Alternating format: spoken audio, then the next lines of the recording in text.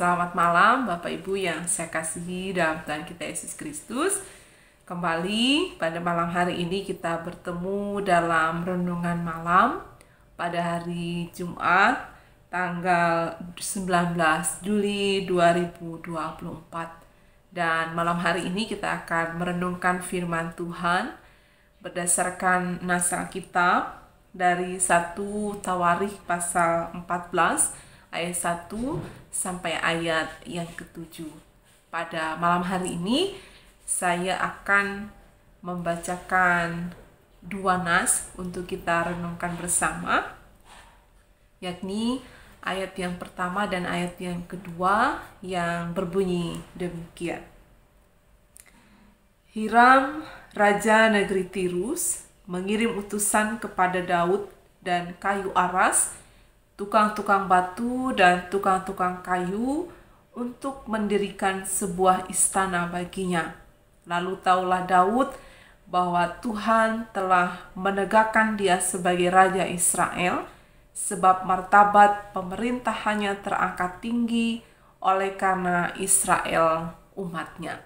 Demikian nas firman Tuhan, ayat firman Tuhan yang akan kita renungkan bersama dalam renungan malam pada malam hari ini. Adapun tema yang akan kita renungkan bersama dalam renungan malam, yakni bukan kehebatan Daud, tetapi kebesaran Tuhan. Sekali lagi, bukan kehebatan Daud, tetapi kebesaran Tuhan. Bapak Ibu, kalau kita mengingat pemilihan Daud diurapi menjadi Raja Israel, itu adalah pemilihan dari Tuhan.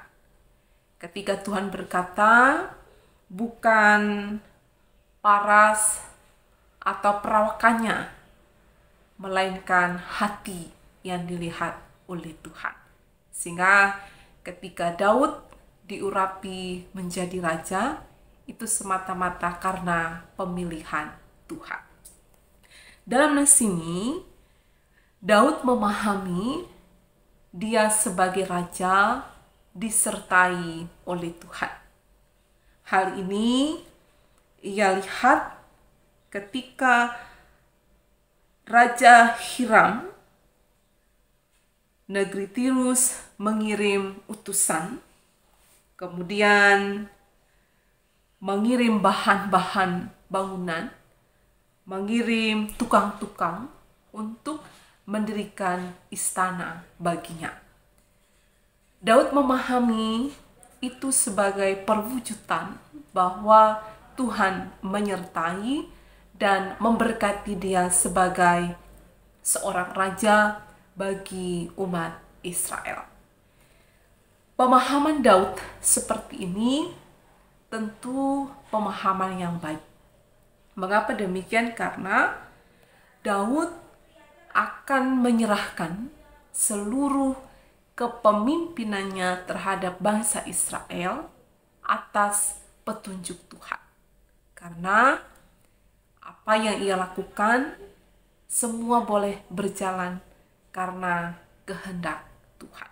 Nah, Bapak Ibu yang saya kasihi, tema kita tadi bukan kehebatan Daud sehingga Raja negeri Tirus mengirim utusan, mengirim tukang-tukang, mengirim bahan-bahan bangunan untuk mendirikan istana, tetapi semata-mata karena kebesaran Tuhan.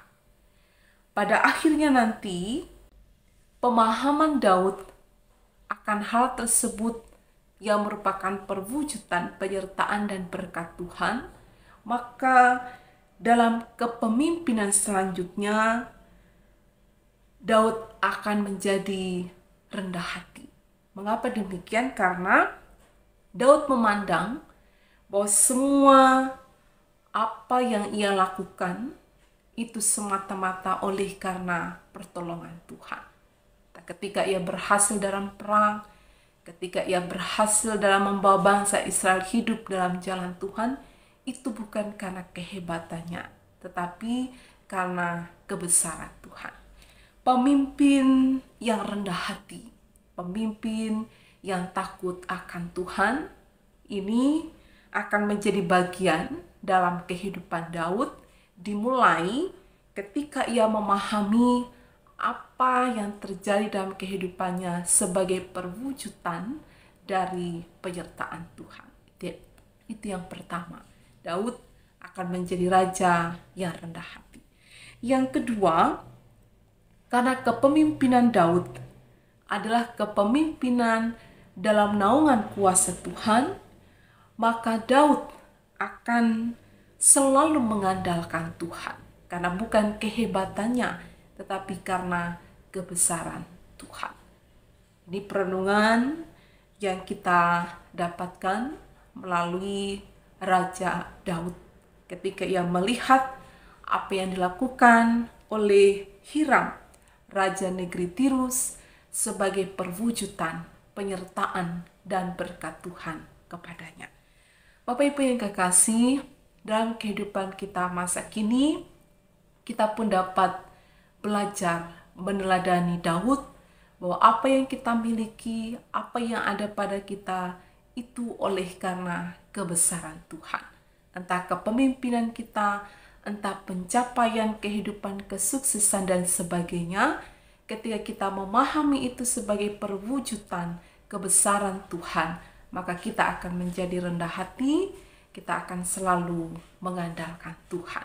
Karena bukan kehebatan kita, melainkan kebesaran Tuhan. Bapak Ibu yang kekasih, jadikanlah hidup kita sebagai umat yang rendah hati, umat yang mengandalkan Tuhan, karena bukan kehebatan kita ada sampai saat ini, tetapi semua semata-mata karena kebesaran Tuhan. Biar firman ini memberkati kita sekalian. Amin. Mari kita bersatu dalam doa, kita berdoa. Bapa, terima kasih untuk firman-Mu yang kami renungkan malam hari ini.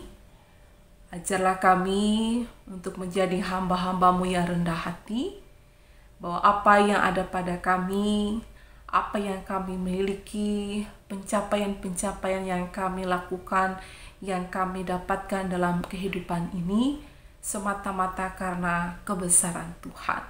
Sehingga kami menjadi umat yang mengandalkan Engkau dan selalu rendah hati, sebagaimana Daud memahami bahwa Hiram yang mengutus, yang memberikan tukang-tukang bahan-bahan bangunan untuk membangun istana, itu bukan karena kekuatan kehebatannya, tetapi karena kebesaran Tuhan dalam kepemimpinannya sebagai Raja Israel. Berkati kami sekalian Tuhan, berkati umat-Mu yang boleh bersama-sama merenungkan firman ini.